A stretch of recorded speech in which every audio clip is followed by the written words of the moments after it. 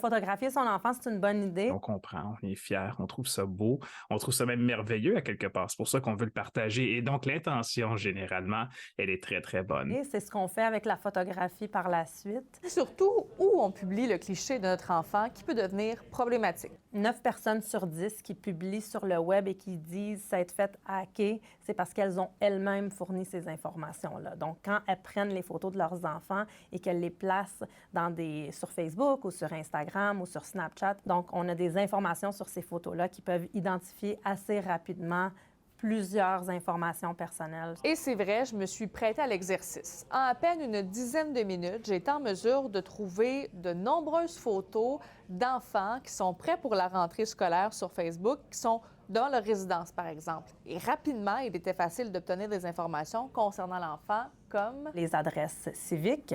On a la sorte de maison qui a été construite. On a souvent des parties de la rue. On a des reflets de photos de gens, de visages de gens complets parce qu'ils prennent ça devant leur porte d'entrée. Donc, on voit le reflet de ce qu'ils prennent.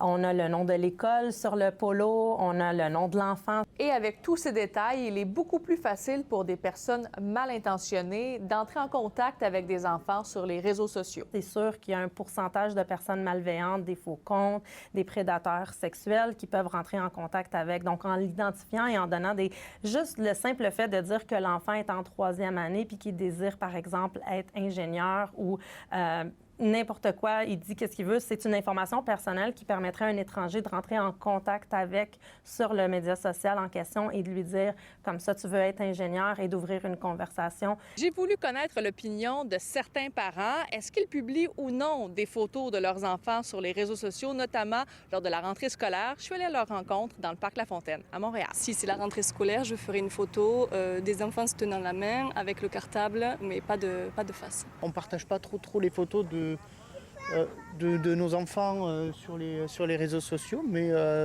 après je trouve que c'est pas plus mal. Mais on la protège vraiment car on ne sait jamais qui peut les voir puis qu'est-ce qu'ils vont faire avec les photos ou les vidéos. Alors, je trouve que c'est un peu trop personnel et it's not right.